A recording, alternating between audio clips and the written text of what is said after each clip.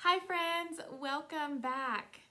For today's lesson, you will need your thinking cap, your listening ears, a pencil, crayons or something to draw with, and your EL workbook. If you don't have your supplies, just press pause, get your supplies, and press play when you're ready. Over the last few lessons, we have been working on our most magnificent thing. Each day we've worked a little bit and then we've recorded what we've done. Today is exciting because today is your very last day to work on your most magnificent thing. Hopefully today we will finish our project and then we'll write about what we did. You have used so many things to get this project done. You've used tools that you hold in your hand, and you've used some tools that you hold in your heart and in your mind. Do you remember what those tools are called? The ones that we hold in our hearts and in our minds? Do you remember? That's right. We call them habits of character. You have been using habits of character to get the job done. On this chart, you can see some examples of the habits of character that we have been working on. First, I will read the names of the habits of character. Then I'll invite you to read them with me. As I'm reading, I want you to do the motion for each habit of character. Responsibility, collaboration, perseverance, and initiative. Remember, as I'm reading, you are doing the motions along with me. Let's look at the first one. Responsibility. Collaboration. Initiative. Perseverance. Good. This time, as I read along with me, and we'll read the definition for each of the habits. Responsibility. I take ownership of my actions, words, and learning. Collaboration. I work with other people nicely. Initiative. I decide what needs to be done and I do it. I ask questions to help me learn. Perseverance. When something is hard, I keep trying. Now, my favorite part of this chart is that it gives us some illustrations that help us remember what those words mean. For example, under responsibility, we can see an illustration that shows our actions, words, and learning, and how we can take ownership of those things. On collaboration, we can see the tools from our text, The Little Red Pen, and they're working together. Under initiative, we can see that they're deciding what to do and they're doing it. They're making a plan. With perseverance, they're trying over and over again, even when it's getting hard. So why is it important for us to use habits of character? I'll give you a second to think about that. Why is it important to use habits of character?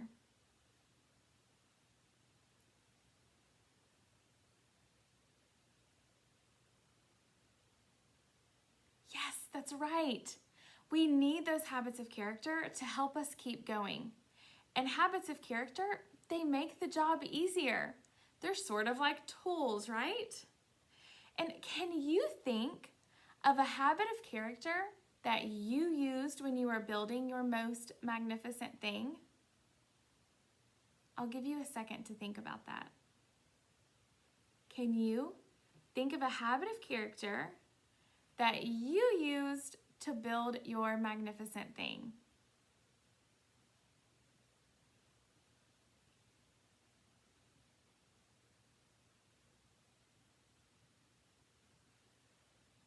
What habit of character did you use?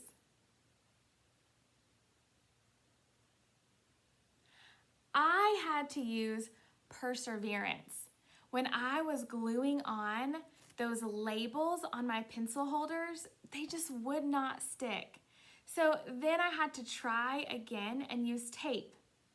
I was really frustrated and angry, but I kept trying and trying until I finally figured out how to get the job done. Habits of character are really important because they help us do things, right? Today, we are going to be finishing our magnificent thing, and it may require some habits of character. After we finish, we'll be writing about what we did. Before we get started, let's look at our learning target. Today's learning target says, I can sketch and write about my finished magnificent thing. Let's read that again. I can sketch and write about my finished magnificent thing. Our learning target says that we'll be sketching, which is to draw an illustration, and writing the words about our finished magnificent thing. Finished. That means we have to finish our projects today. First, we'll finish them, and then we'll write about them. I'll set a timer so that you can go to your magnificent thing and finish it. Now, let's say that at the end of the timer, you hear the sound that means you need to stop and come back to the video, but you're not ready. That's okay. Go ahead and stop working when you hear the sound, join the video, and then after the video, you can continue to work on your magnificent thing. Is your magnificent thing near you? Show me a double thumbs up if you can see your magnificent thing. Good. If you can't, go ahead and go pause the video and get your magnificent thing right where you are. Okay, I'm ready. I have all of my things laid out. I know what I'm going to do today to finish my magnificent pencil holders, and I'm ready for the timer. Are you ready? I'll start that timer in 3, 2, and 1. Get started.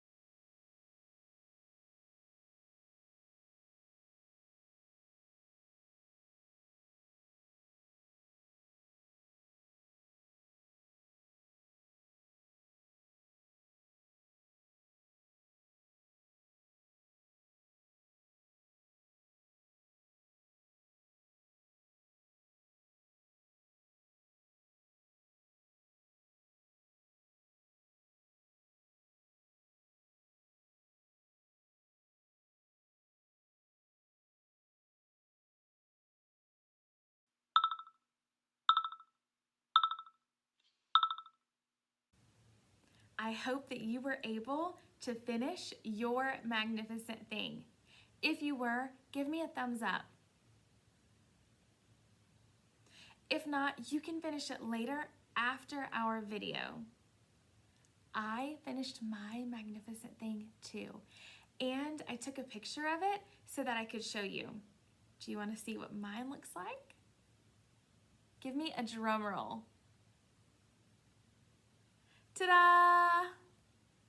Here is a picture of my magnificent pencil holders. How do you think I did? Now, I need to finish my learning target by sketching and writing about what I did to finish my pencil holders. First, I'm going to get out my workbook. Now, I'm going to go to page 25. It looks like this. On this page, I'm going to record what I did to finish my project. Then I'm going to sketch an image or an illustration of what my finished magnificent thing looks like. I'll show you on the screen so that you can get an up-close view of my recording. At the top of the page, in bold, it says, "Finish it." Today, I finished my pencil holders. I finished my magnificent thing by adding tape to my labels and running a marker over my labels to add color. My finished magnificent thing looks like, now this part I haven't done yet, so I'm going to do my sketch during independent work. So far, I have filled in the blank for what my magnificent thing is. I filled in the blank for my sentence of what I did, and now I'm ready for my sketch. Go ahead, and if you can, hold up your magnificent thing, and if you can't, that's okay, because I want to see what you have done so far. Good, it looks like it's finished. Now, for you to meet that learning target, you need to get out your pencil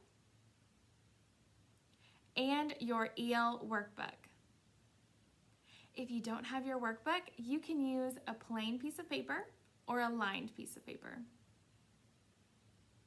The first sentence says, "Today, I finished my blank."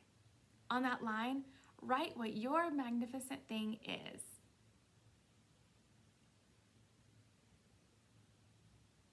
Good. Now the rest of the workbook page, you are going to do during independent work. You're going to fill in that sentence that says, "I finished my magnificent thing by,"